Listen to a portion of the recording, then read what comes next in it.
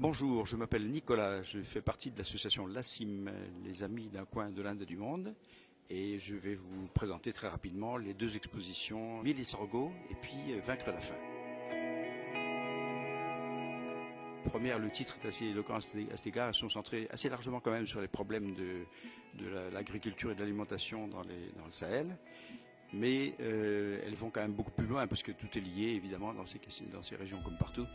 Et elles parlent aussi donc de l'éducation, de la santé, etc., de différents problèmes auxquels sont confrontées ces populations.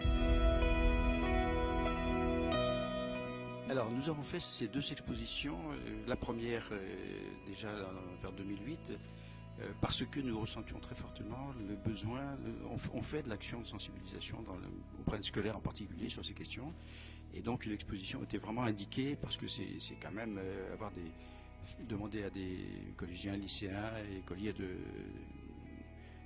s'initier à ce genre de questions, c'est plus facile bien sûr avec une exposition, des panneaux qu'on leur présente, qu'on leur explique qu'avec des bouquins.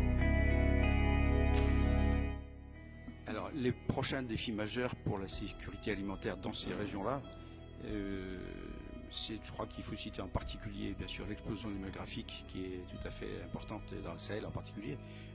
La deuxième exposition, Vaincre la faim, ne parle pas que du Sahel, mais elle parle beaucoup du Sahel quand même.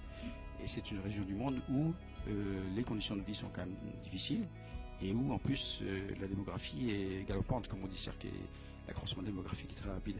Et donc on bute sur un problème tout à fait important de risque d'insuffisance de terres arables pour la culture et pour l'alimentation de la population. On cite assez souvent le chiffre qui est donné par la FAO de 1 milliard de personnes sous-nutries dans le monde. En fait, c'est un peu moins maintenant, ce chiffre diminue grâce à plein de choses, grâce aux actions des gouvernements, aux actions des ONG, très nombreuses qui travaillent sur ces questions, aux actions surtout et d'abord et avant tout, bien sûr, au progrès que font les villageois eux-mêmes, bien entendu.